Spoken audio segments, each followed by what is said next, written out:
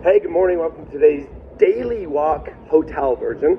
So, look, in these daily walks, these are what I call growth-driven discussions with God.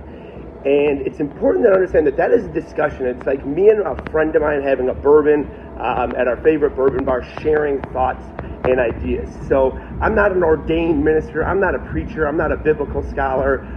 None of that. I just like to share some perspective with conversations, relationships that I have with Jesus. So today, and by the way, we talk about deep topics. We don't cover the superficial. We've covered racism. We've covered drugs. We've covered fornication. We get deep, okay? And I think that this is a good question that I had for Jesus, because here's the thing. There's like 6 billion people in the world. Maybe, I don't know the stats, but I'm sure it's like 20%, 15% are Christian. So what about the other 85%? Because there are people that say that Jesus and belief of Jesus is the only path to heaven. So that's what I wanted to ask Jesus about. And here is our discussion. He said, Jesse, what did you learn growing up? I was born and raised Catholic, and there was 3 phrases that just came into my head. Jesus is the way, the truth, the life. He said, okay, great. So let's break down these non-Christians, non-believers. Let's break them down into categories. And I'm like, yeah, cool. That was actually my idea.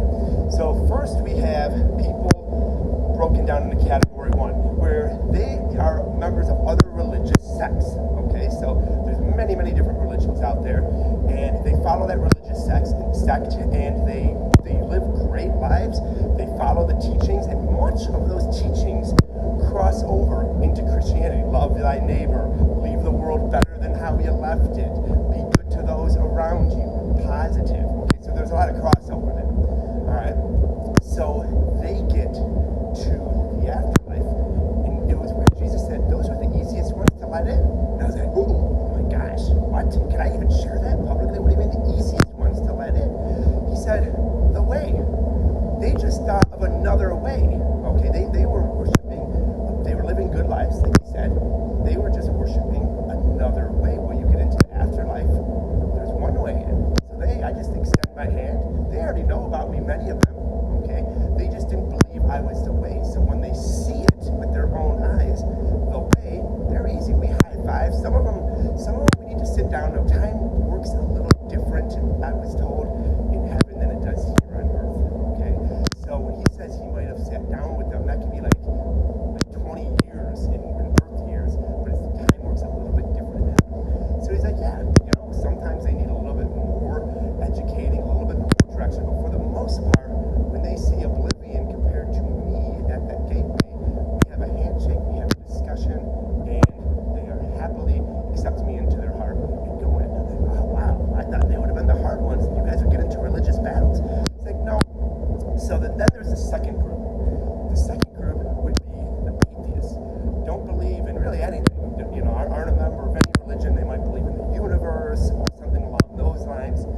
So what about them? But then I'm talking about atheists that live a good life. They live a good life. They're givers. They're good human beings. They're people that you would love to have as your next door neighbor. All right.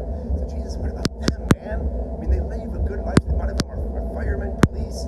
They're good human beings. And he said, well, Jesse, one thing that you got to remember first and foremost is these are all my children. Okay. Look at your mom and dad. Your mom and dad had a child that they had to kick out of the house. Did they love her? Absolutely. That was called tough love.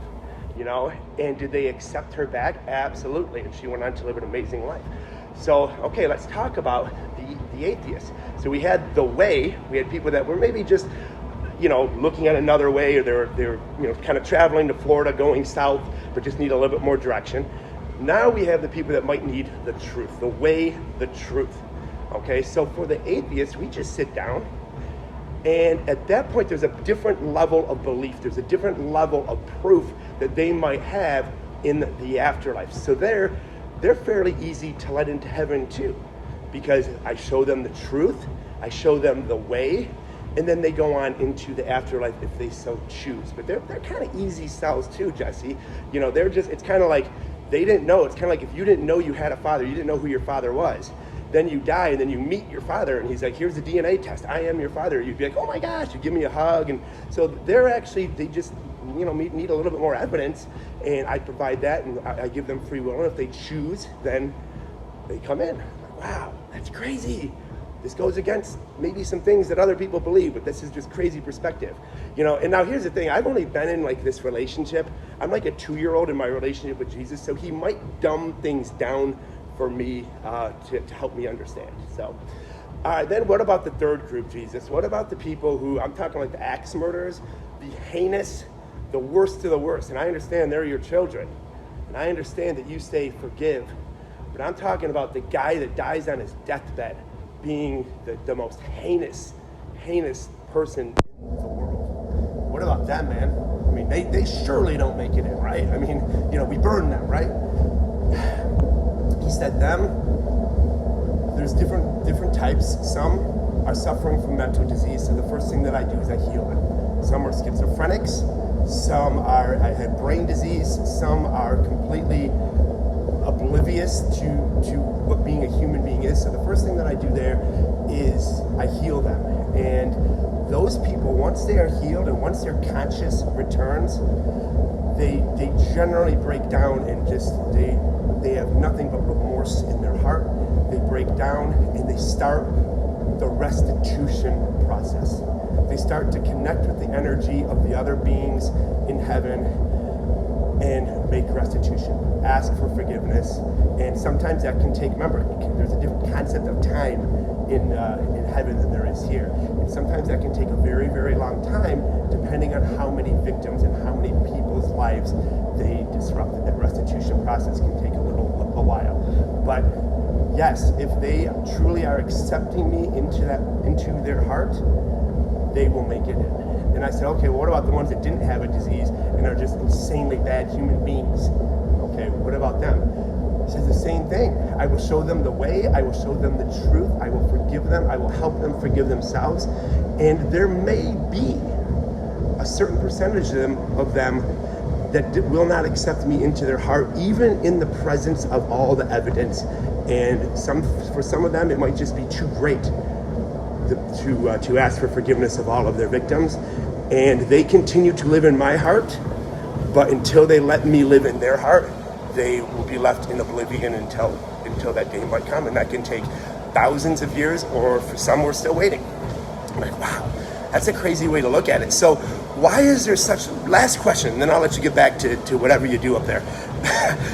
Why is it so important as Christians that we we tell people like, hey, follow Jesus now. If they're just going to be able to be exposed to you in the afterlife and still be able to make their own decision, why is it so important to accept your hand now? And he said, well, that's easy. What's your testimony? And I'm like, okay, so my testimony was, I grew up Catholic. I did the Jesus and the praise. I did the kneeling and the stand up, and I chanted the prayers and everything. But I never really consciously as a man stepped into a relationship with Christ, shook his hand, had conversations, got into his word, volunteered at the church. I didn't really do any of that. Well, I volunteered some as a kid. And the second that I just kind of quit growing in a relationship with Christ and just kind of started, checking the boxes, it was not a good point in my life. There just was not a lot of growth going on. And I would say the last 2-3 years, when I stepped in, I gave it all to him. I stepped into this relationship and started growing in all realms. Life did not get easy, but life got better. Marriage got better. Finances, it got better. Stress, anxiety went down. It still exists. It went way down. Just physicality, idolatry, almost, daily, it goes away. It was just an amazing and more abundant life. So that's why I would implore anyone to just check it out. Reach out your hand, be like, hey, Jesus, Jesse says, if I grow in a relationship with you, things might look better in my life, okay? Of course, we'll always have our opportunity. It's my belief, based off this conversation, we'll all have our opportunity in the afterlife. No one's going to hell because they believe something else if we live good lives. That's my belief. But to step into this relationship now and live this abundance now, man, what would that look like? That is worth a conversation. It's worth a little peek. It's just worth all right, fine, I'll give the guy a fist bump. We'll see what happens. You know what I'm saying? Nothing bad comes from taking that first step into a relationship and saying, you know what, Jesus, I'm already in your heart. I'm going to let you in my heart.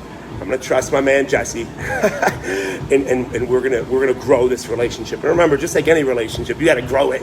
It's not just, hey, fist bump, cool. You know, we want to get into the Word. We want to get around other believers. We want to volunteer. We want to have conversations. I love our conversation with Jesus because they're tough conversations, man. We talk about the tough subjects, and He helps guide me through other people, through the Word, and through Himself. So, hey, hopefully this offered a little bit of perspective. Hope you guys have an amazing growth-driven weekend, and I really appreciate everyone tuning in.